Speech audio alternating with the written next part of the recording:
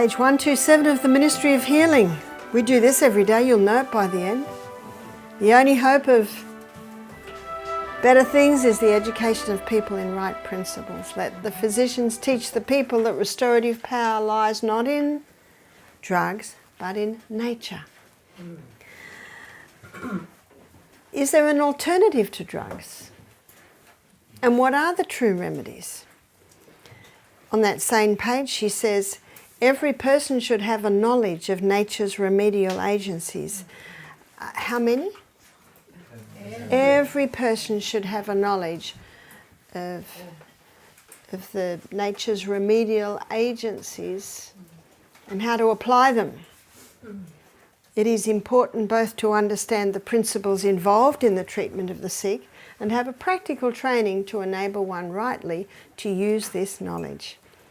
When I'm giving lectures to the public, a biggest draw card is if you make the first lecture poultices, because you're not touching their knife and fork, you're not talking about the dangers of their coffee, and so this is a great way to draw people in. I call the poultice lecture almost the opening wedge. But never allow any of the poultices or herbs or even water therapies to take away from the true remedies. What are the true remedies?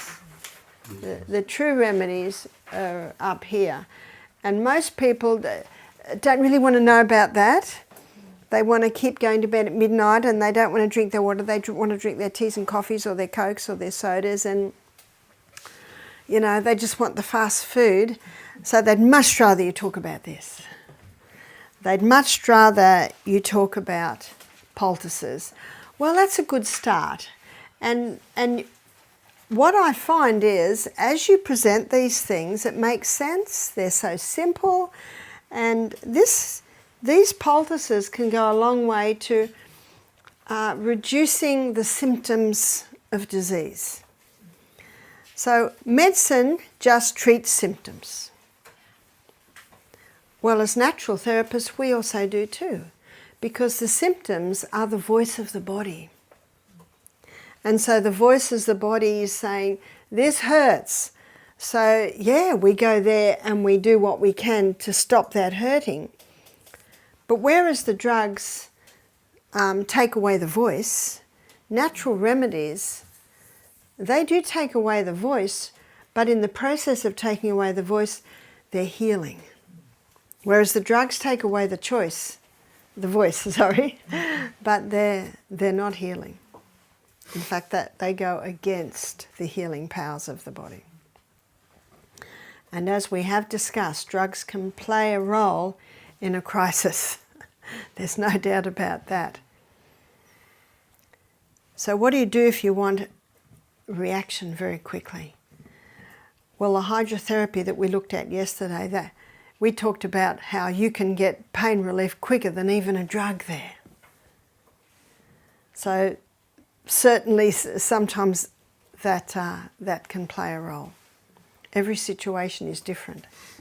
But the beauty of the natural medicine is if it doesn't work, you've lost nothing. Whereas if the drug doesn't work, oh dear, now you've got the side effects.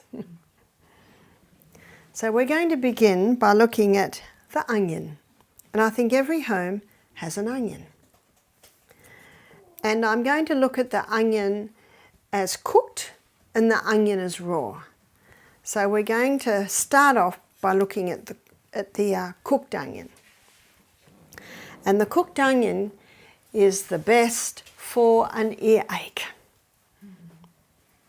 And this is one of the first poultices I ever used when my son James, who is now 43, at the age of 18 months had a bad earache, and I went to the lady next door because my first daughter had an earache at about the same age, and after six weeks and 4 courses of antibiotics, I don't want to do that again.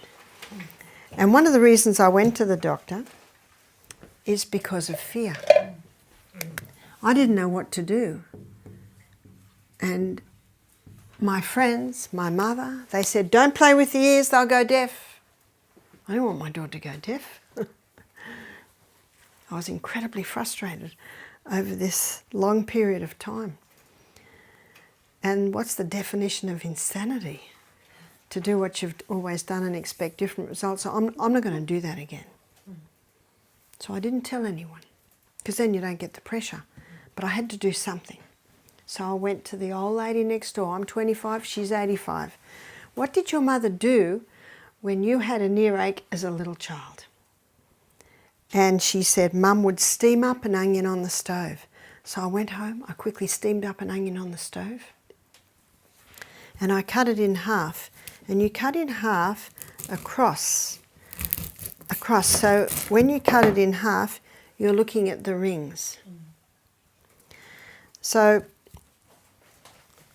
when I was in Scotland 3 weeks ago, well, it'll be about 2 weeks ago now, and I told you I had the fevers and the sore throats, and after 2 days the sore throat was almost gone and the fevers had subsided, and then I travelled. And it's not a good idea, and that's one of my terrible habits, of going into things too hard, too fast, too quick. I really have to give it time. I should have taken it easy until I was fully healed, but all the travelling, I got to Oban, and Oban is on the coast, and I had planned to go to the little island of Iona. Have you heard of the island of Iona? You heard of Columba? In about the 5th century, he and his students on the Isle of Iona, they were writing out by hand the New Testament. So I was keen to go there. And I also read a book a few years ago called Scottish Heroes. And I'd also read about Columba on the island of Iona. So I had booked this trip. By the time I got to the venue where I was going, the little house, I was staying in the attic of a house, a guest cottage. My throat was starting to get sorer and sorer, and it escalated very fast. And I was doing the K-in, I was doing everything I could, but it was so sore that I went to a restaurant to get some hot soup, because it was getting to the point where I couldn't even drink water. It was too painful. And they always give you a glass of water, but it had ice in it. Oh, I sucked on the ice. That was very, very nice. Never underestimate the value of ice. I'd suck on it and let it run down my throat. That was very nice. My throat was obviously very inflamed. I could eat the hot soup.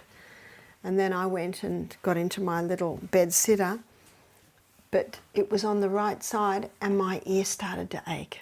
And over the next hour, my ear ached terribly, and I could see it escalating. What are you going to do? And I thought, do I go to a doctor? How do I go to a doctor? I'm Australian, this is Scotland. But what's the doctor going to do? Give me antibiotics. But I've got to do something. Onion. How am I going to cook onion?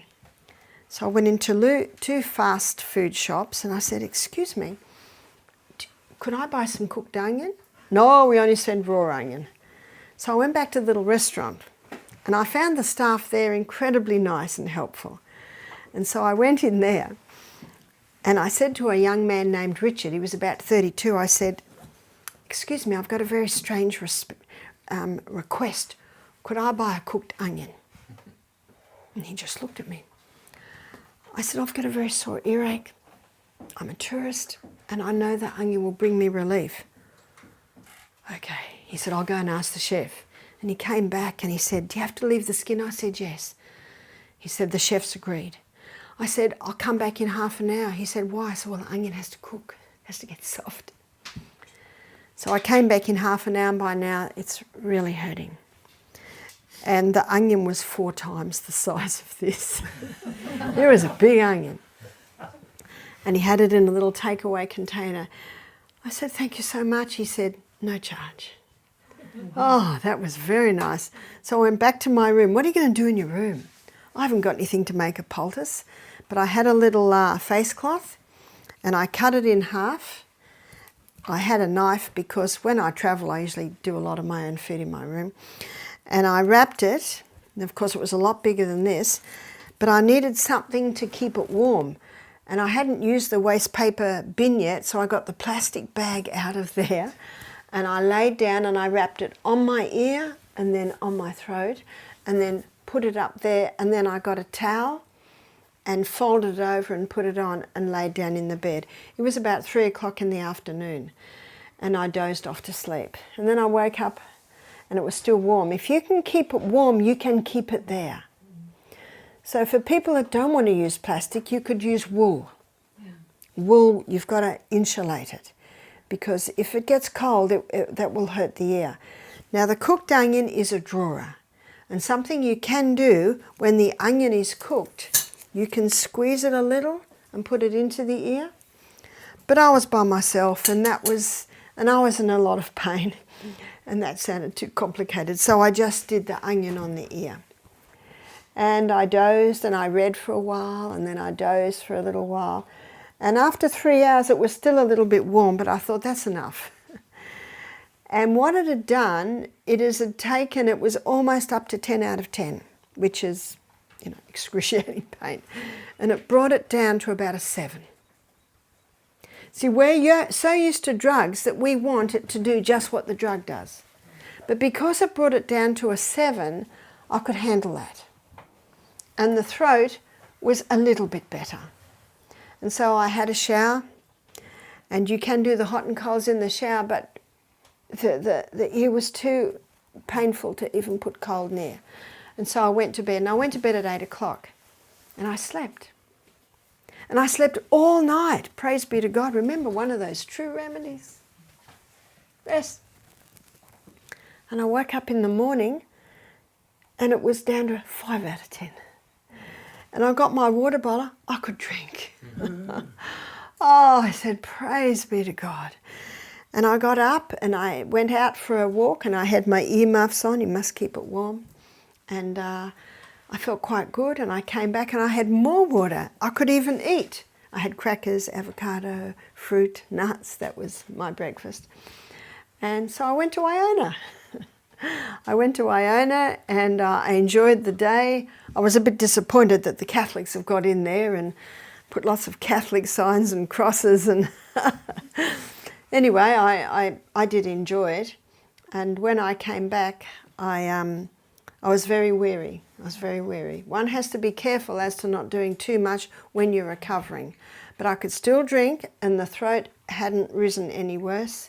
And so I just went home, went straight to bed. I went straight to bed about 8 o'clock, and I had a very nice sleep all night. Woke up in the morning, pain in my ear, gone.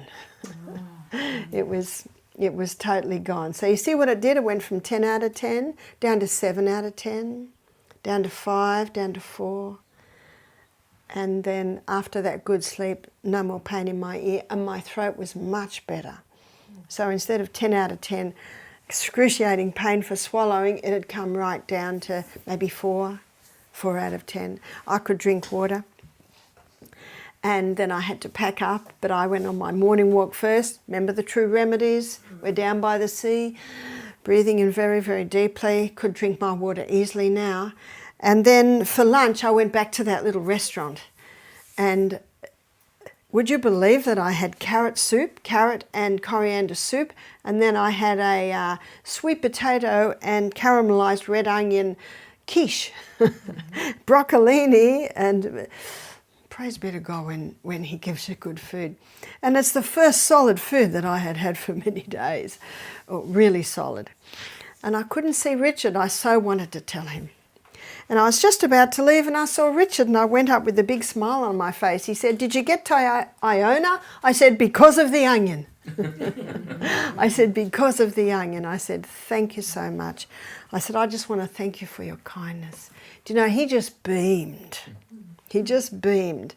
Because doing good for others, it's just a beautiful thing. Now, the chef and the waiter both know about onion poultices. So it's a powerful thing to do. So here was I in a situation, what do you do?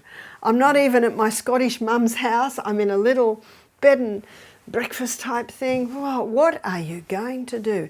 Do you know God has a solution? God has a solution through every single situation. And whoa, have not I found that as I travel. Because hiccups happen all the way along. Don't remember Psalm 34 says, many are the afflictions of the righteous, I think it's verse 19, but the Lord will deliver him out of them all. So hiccups will happen as sure as the sun rises. And don't be surprised when they happen, because there's an enemy out there who, like a roaring lion, wants to devour us. And so, the onion. And do you know where I got this idea? A friend of mine, he always uses onion on his children. And he said they were travelling once, and he said his little boy, it was getting to evening and they still had a couple of hours before they got to their destination. The little boy yelled out, "Dad, I need an onion!" The children knew what was going to help. So I said, "What'd you do?" He said, "Oh, I just went to a restaurant." And that's where I got the idea, is I just went into a restaurant. So you can keep it on there, and what you of course do is you wrap it. And remember, those open bits are out. Keep the skin on, because that will hold it in place. Do you cut it before or after you boil it? After I boil it. And then I wrap it. Now when I first wrap it, it was still boiling, so I just held it off a little bit. And I was certainly getting the heat and the fumes, because the onion is a drawer. And whenever there's inflammation in there and the muscles cramp against it, it reduces it. Doesn't heat increase inflammation? It can, but because of the properties in the onion, that reduced it. And then eventually I could place it on the ear. So I wanted to also tell you those stories to show you that when you put an onion on your earache's not going to go. But if it can just be brought down to where it's manageable. And if my earache had risen up again, I just go and get another onion poultice.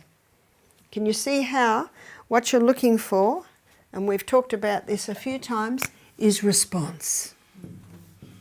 So it brought my 10 out of 10 pain, that's not right. It brought my 10 out of 10 pain down to 7 out of 10, and I could sleep. I could sleep with that. For the next poultice, you would use a different onion. Absolutely, because this is drawing. This is drawing. You can also use the cooked onion poultice for a boil. And a man rang me up. He said, "I've got boils on the inside of my nose." Woo! He said, "I get them from time to time. They are so incredibly painful." And I said to him, "Well, we advise a cooked onion." But I said, "I don't know how you can do it on the inside of your nose." I left it with him. He got back to me later. He said, "I woke up the next morning and the whole side of my face was swollen." He said, "I was in so much pain." So he said, "I just cooked the onion, cut it in half, wrapped it, and put it on just like this, bigger than this." He said, it brought so much relief. And he said, what it did was it brought so much relief and it felt so good, I just kept it on there for 3 or 4 hours.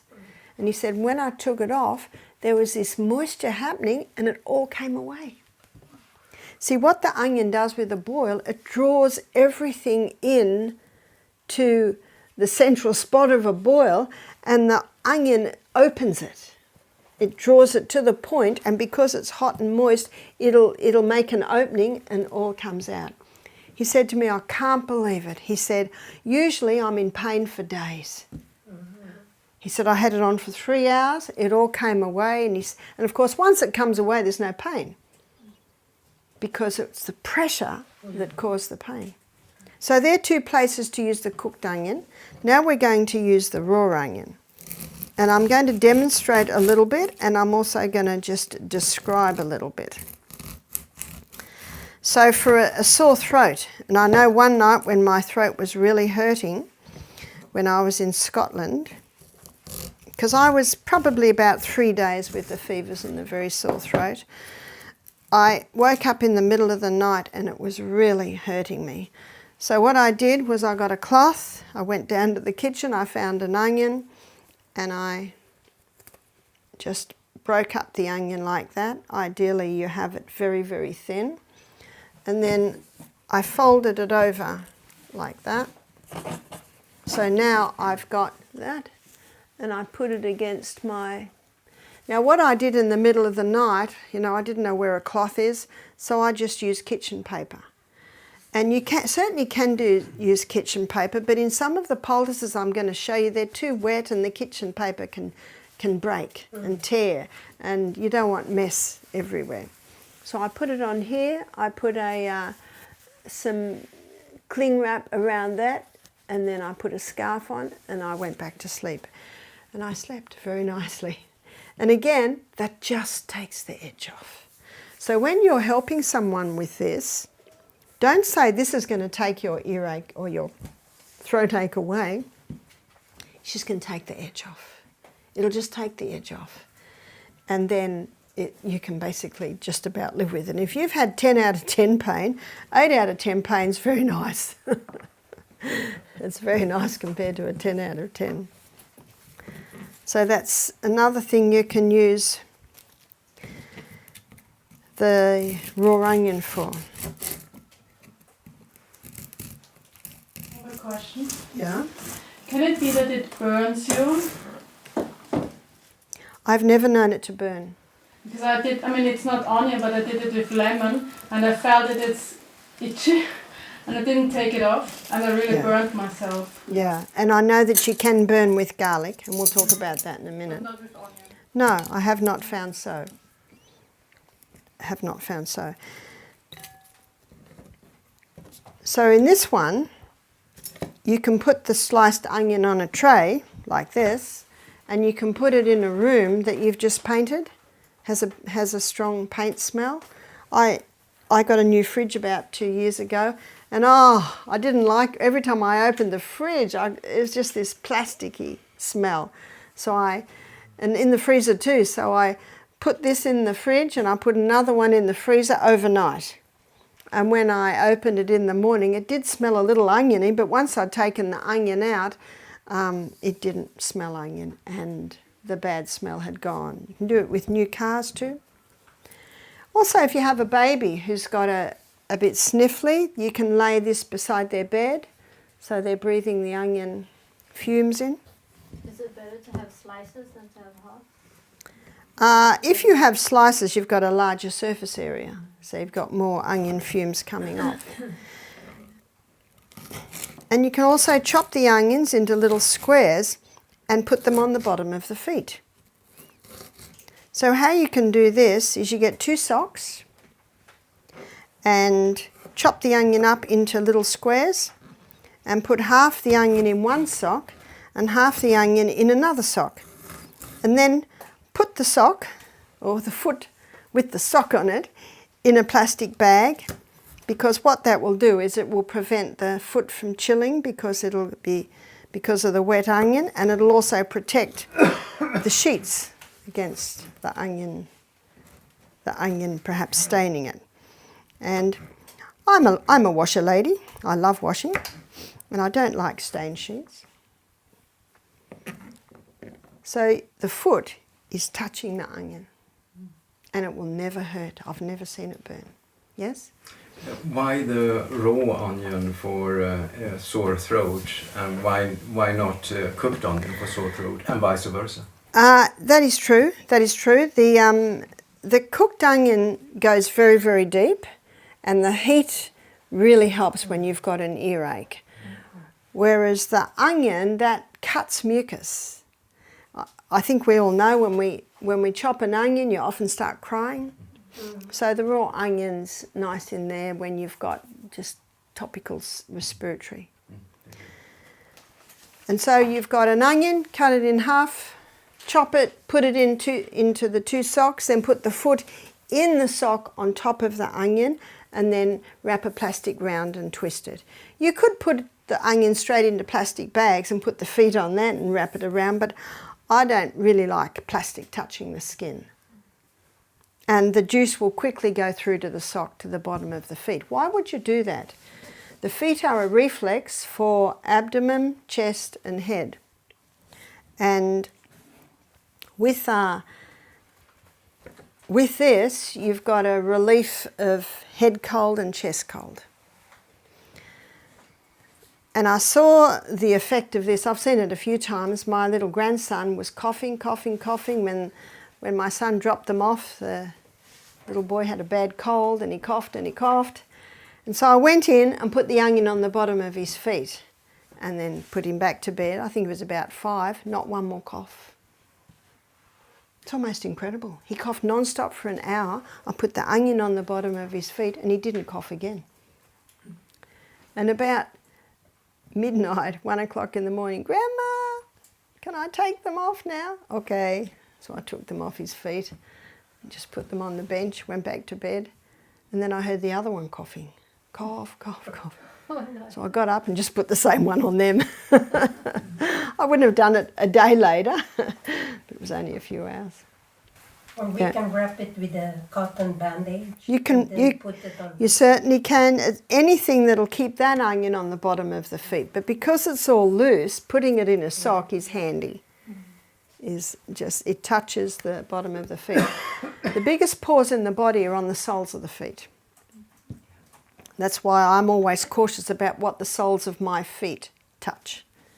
So I always buy shoes that have natural fibre and have natural fibre in your socks. And now I'm going to show you how to make a onion syrup. So to make an onion syrup, we put 1 layer of onion, chopped onion, and then we put a spoonful of honey. And this looks like nice raw honey. Oh, this is leatherwood, yeah? Leatherwoods and Tasmanian honey. And then we put another layer of onion in there, and then another teaspoon of honey. You can see I'm quite generous, nice generous teaspoon. Then another layer of onion. And then the last one, you put probably about 2 teaspoons of honey on it. And you let that sit for 24 hours. And after 24 hours, a syrup forms. So you see that's a very generous. And that syrup is your cough mixture.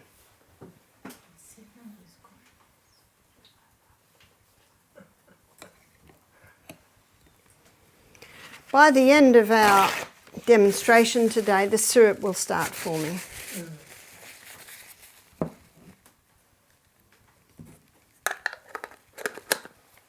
So you can see that's very thick honey, but when the syrup forms, it'll be really runny, almost like water. So you let it sit in there 24 hours, and after 24 hours you strain the onion out, and then you've got your cough syrup. Someone said to me one day, "How long does it last?" I said, "Not long in my house." When you don't give your children lollies and sugars and things, they think that's fantastic, that onion syrup. So what's the dosage? The dosage is probably for an adult, 1 teaspoon 3 times a day. For a child, you might do half a teaspoon 3 times a day. For a 2-year-old, 1/4 teaspoon. Just a little. I'd say to my little ones, if you sit still and let Mum do hot and colds or wrap this poultice on you, when I've finished, you can have a teaspoon of onion syrup. Oh yes, they would gladly do that. When you do this with your children from a very young age, they are very cooperative. And when children are sick, they love being wrapped up. So now we're going to have a look at, you see what's happening to me. Chopping up the onion has certainly loosened my respiratory. Excuse me. So now I asked for garlic and was given this. I guess it is garlic, but it's a great big clove. And garlic is your natural antibiotic. Garlic is antibiotic, antimicrobial, antifungal. It's a very powerful herb. It's very high in sulfur. So if someone has an inflamed stomach or gut, this is not good because it can almost burn them. So if you say to someone, eat this garlic, it's good for you, and they have trouble, now you know why. No trouble. Yeah. So I'm going to give you the recipe for the flu bomb. And the flu bomb is taken if someone has the flu, someone has sinus, a cold, any respiratory problems. So the flu bomb contains garlic. Now myself, I might have that whole clove, but someone mightn't like to have that much. They might have a small clove of garlic, as much as you can bear. So I'm just saying garlic. Finely grated ginger, and that's usually about a quarter of a teaspoon. So this grater here, see this really fine one, that will grate it up nicely. And 1 drop of eucalyptus oil. If you don't have eucalyptus oil, you can use tea tree oil. And I guess if you didn't have eucalyptus or tea tree, you could possibly use oregano. But the eucalyptus oil is really nice at clearing the airways. And cayenne pepper. I'm not putting an amount on cayenne pepper because some people can handle half a teaspoon and some people can only handle a very light sprinkle. The juice of a lemon and 1 teaspoon of honey. Believe me, you could put 4 teaspoons of honey in and it doesn't help. This is a strong mix. And so with that, you mix it into half a cup of hot water. And you drink it. And if someone has a cold or a flu, they could have that flu bomb 3 times a day. And often after 2 or 3 days, that's enough. So when you drink it, you don't have to chew up of course this is crushed garlic and fine grate of ginger. So when you drink it, you certainly don't have to chew it, just throw it down. Just throw it down. For some people with tender stomachs, they might be better to take that and then immediately have a bowl of soup. That might help for the stomach to accept it. But a lot of people can drink that with, even while they're on a cold fasting. So we have a lot of bush lemon trees at Misty Mountain. So when the lemons are on, we usually freeze them into little ice cubes and then put the ice cubes into bags so that in the time when lemons are $1 a lemon, we can use the ice cubes. So we had a very industrious staff member who made a huge batch of flu bombs and froze them into little ice cubes so that every ice cube was a dose. Mm-hmm. And I thought, what? But actually it's turned out to be fantastic because if we have a guest that starts to get a bit of a cold, then you just take the ice cube out and pour boiling water on it, and by the time that ice cube's melted, it's, drinkable, and there's their flu bomb. So it's actually been very, very handy. So I think still today we have a whole lot of frozen flu bombs in the freezer. But you will find that it greatly reduces the symptoms of a cold. It helps to clear the head. Very nice on a sore throat. Chest cold, any respiratory, you can use the flu bomb. But what about a baby? You can't do that for a baby. So what you can do for a baby is finely slice the garlic. You can't let the garlic touch the skin or it will burn the skin.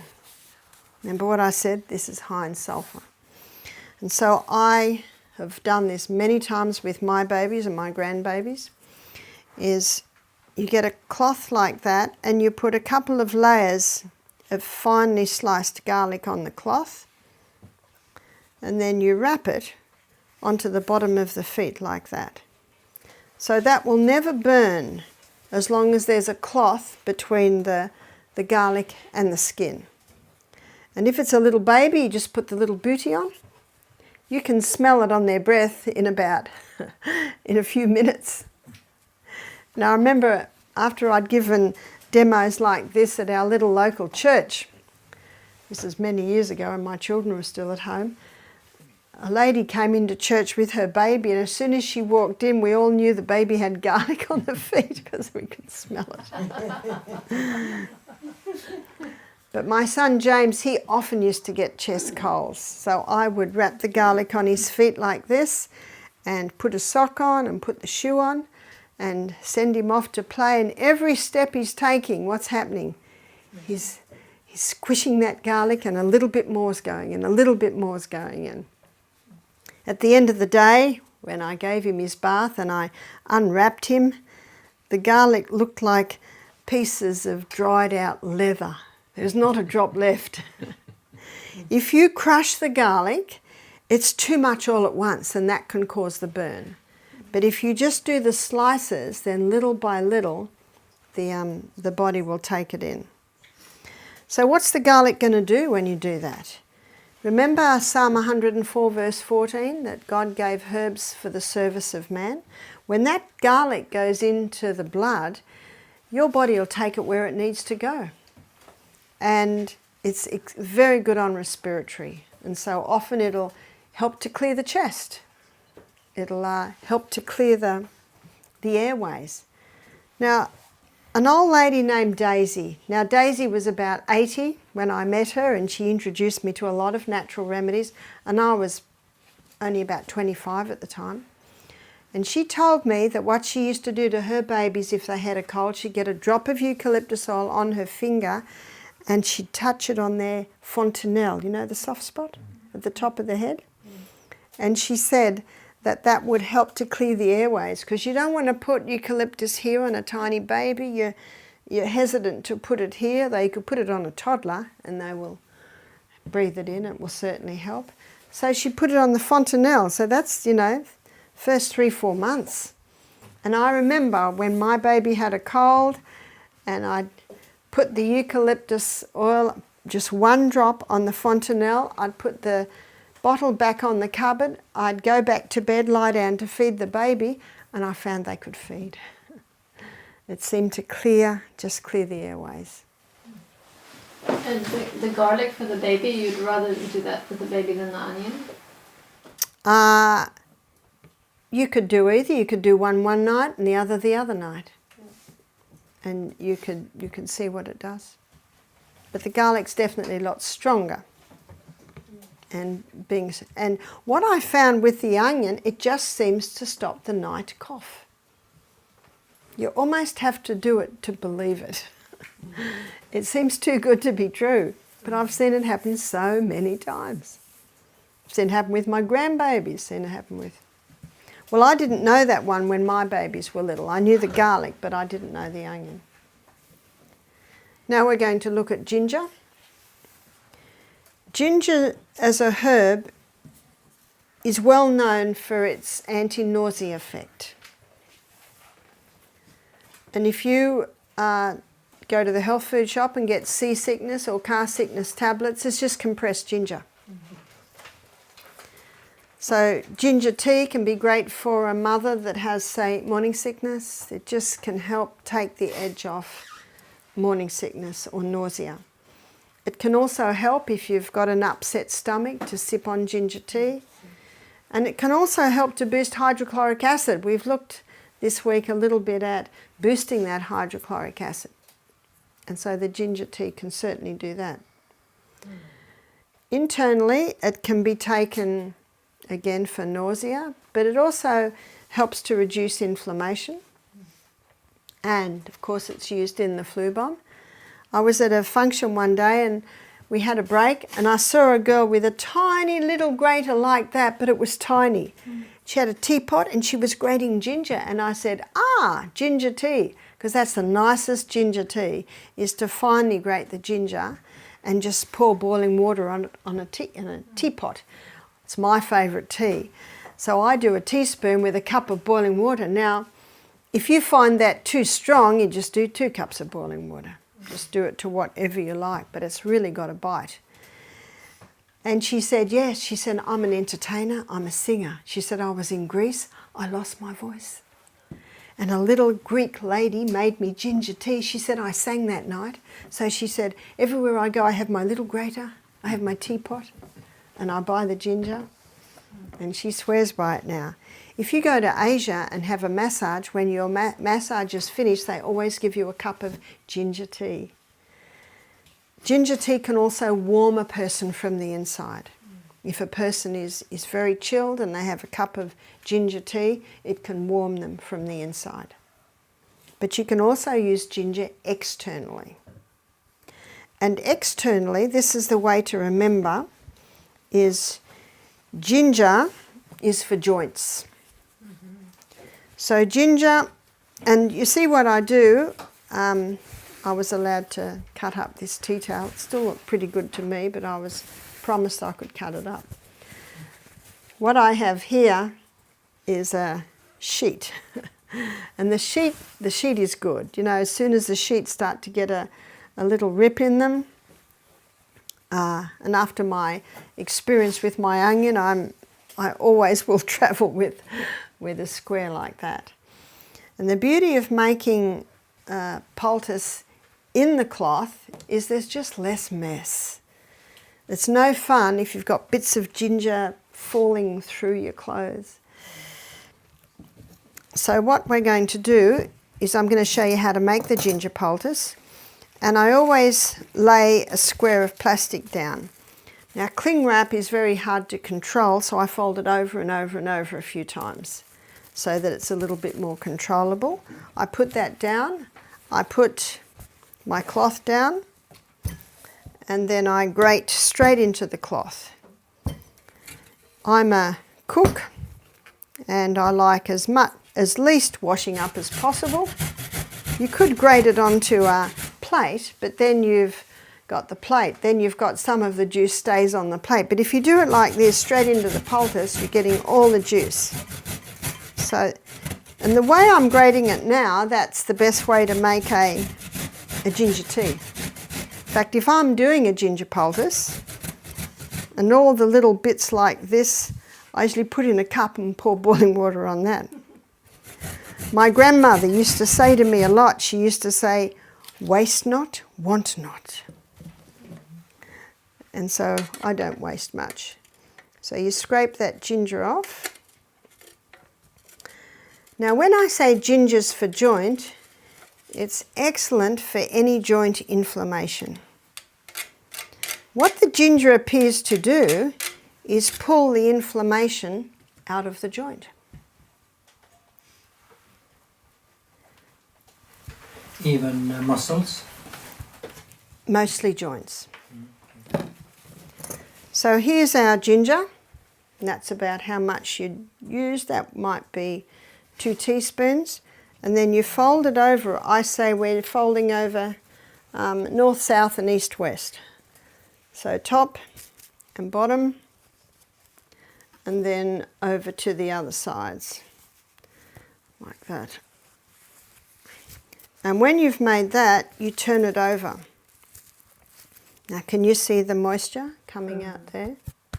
It's quite wet. And that's what I like to do. You have, it's probably 1.5 centimetres plastic all the way around. And what that does is that the plastic insulates it, and it also prevents spoilage of your clothes. And you would lay it onto the area like that and check that the plastic's covering it, and then tape it on or bandage it on. Now, when I was young, I had a few injuries, as I think we all do. And I had a few injuries to my lower back. Most of the time, my lower back's very happy, but I think with all the travelling that I've been doing, it was very unhappy last week, incredibly unhappy, to the point where, sometimes it was very hard to even move.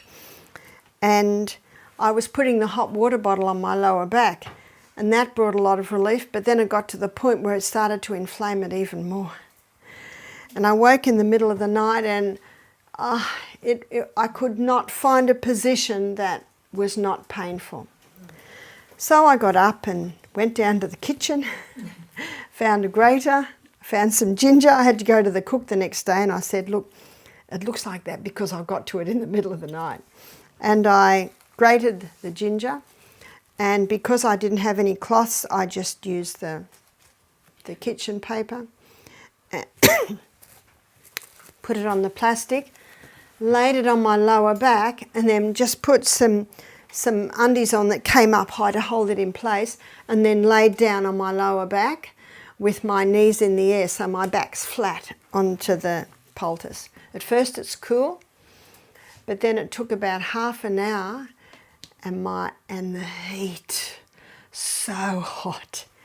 See, the reason why a hot water bottle on a painful area helps is because when you're in pain, it's almost as if the muscles go out in sympathy and they cramp. And even though you try and relax, it's hard to relax when you're in a lot of pain.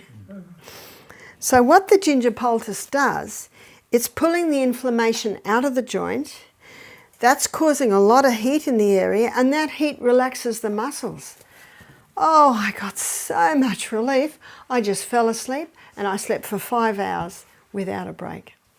And when I got up in the morning, my lower back was not as sore. Now, as you can see, in my travels, I have certainly been afflicted. Afflicted by many things. But I thank God for these natural remedies. And we know that this is a work that the devil hates.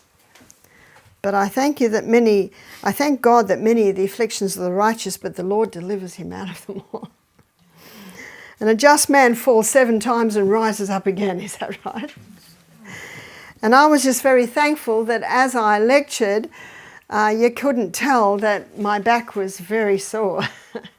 When I sat down it hurt, this made such a difference, such a difference. So at first I was getting away with a hot water bottle, but then it seemed to just inflame it more. But the beauty of this is it creates a heat that will relax the cramping muscles, but it pulls the inflammation out of the joint. So one lady, she had a very painful finger. It was like an arthritic finger. And she said, I haven't been able to bend my finger for a year. And she said, it's always painful. She said, sometimes it's hard to get to sleep. So we did a tiny little ginger poultice. Covered it with a little bit of plastic, taped it on. And we always ask God to bless it. Because, there are many methods of healing, but there's only one that God approves of. And that's the method that works with the healing powers of the body and uses the herbs that he's given for the service of men. The next morning, the lady came running in with this big smile. She said, look, 1 night of a ginger poultice. It had just taken the inflammation out enough for her to be able to bend her finger. And I have many stories. We could be here till midnight with the stories that I have. But when you start doing this, you will have stories. Mm-hmm. And your story is the most powerful one, yes? So with the ginger, where does the inflammation go? And how can we get it out completely from the body? The inflammation appears to go into the poultice. Okay. Because the heat, now if you can put this ginger poultice on an area that's not inflamed and there'll be no heat.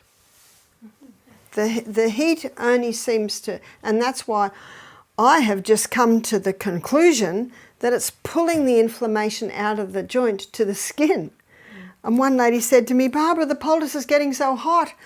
I said, well, if it's too hot to bear, just take it off, because even if it's on for half an hour, it seems to have an effect. And one lady saw my lecture on YouTube and she put it on her knee. And she was so excited. It got really hot. And after about 3 hours, when she took it off, she could move her knee and it wasn't near as painful, wasn't totally gone. So she put another one on. She actually put one on in the morning, another one on in the afternoon, had her shower, was so excited she put another one on overnight. And when she woke up in the morning, all the tissues were swollen and there were little blisters on the skin. And she emailed me, she said, what have I done? And I laughed, I said, you've just overdone it. It pulled too much inflammation out to the point that it irritated the skin. She said, what will I do now? Potato. Oops, can't find my potato. Do we get a potato? We'll get a potato. A potato poultice reduces the inflammation of the tissues, whereas this reduces the inflammation in the joint. And I said to her, you probably won't be able to do a ginger poultice, for about 4 or 5 days till that recovers. So when someone wants to do a ginger poultice on an inflamed joint, I usually say, just do it for 2 hours in the afternoon. And if you just do it for 2 hours in the afternoon, it'll get the inflammation down enough so you can sleep. And then don't do it again till maybe 2 hours the next afternoon. And what one lady said, the first ginger poultice was so hot. But she said the second one wasn't so hot. And I said, isn't that interesting? So it pulled out a lot in the first, and maybe there's not as much to pull out in the second. So the question, what do you do to prevent that inflammation? We'll be looking at the acid-alkaline balance in the body on Sunday afternoon, where I'll be showing you that an alkaline diet reduces the acidity in the body. So these are things to note when you're making up your program for people with arthritis. Yeah? I'm just wondering, could fresh turmeric also have a similar function because it helps with the pain? That is true. Fresh turmeric internally has more of an effect reducing inflammation than fresh or dried ginger internally. So that is interesting. We have found that taking turmeric internally greatly reduces the inflammation much more than taking the ginger internally. But on the other hand, applying the poultice, we find the ginger more effective. Mm-hmm. And how did I find that out? Just by doing it. Mm-hmm. Just by doing it. So this is where you play with it and you're watching your body's response. Your body's response will teach you, thank you. Your body's response is your guide. And the people you are helping, their response is your guide.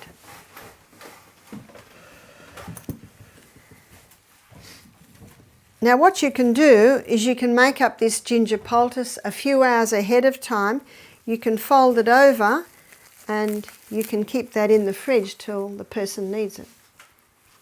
I wouldn't make it the day before because it is a fresh vegetable which will start to deteriorate. It applies the fresh ginger, not the powder. No, the ginger is the most potent. But if I have the fresh ginger in the freezer, yeah, can I use it? You certainly can. You certainly can. We often freeze our ginger, and on an inflamed joint, the frozen poultice feels very nice initially, but of course eventually the heat from it also feels nice. And this is where with someone with arthritic joints, you could do the hot and colds on them, like we looked at yesterday, hot and cold hand baths. Mm. And then after you've done that, then apply the ginger poultice. We usually apply the ginger poultice maybe 6 o'clock at night, so that by 8 o'clock we can say to our guest, does that feel good? And often they go, oh yes. So you're happy to sleep with that all night? Yes. But if we say, how does it feel? Oh, it's just too hot. You say, oh, we'll take it off because we don't want to interfere with sleep. Whereas if you put it on just before they go to bed, they could wake up a couple of hours later, it's too hot, I can't sleep. So we find that a good idea because you don't know what effect it's going to have. And some people can handle, as we looked at hydrotherapy yesterday, some people can handle more heat than others. But I find with the arthritic joints, they're usually saying, oh no, it feels lovely. We've even done one overnight and saw the lady still got it in the afternoon. I said, you still got your poultice on? She said, oh yes, I love it. I said, you could take it off now.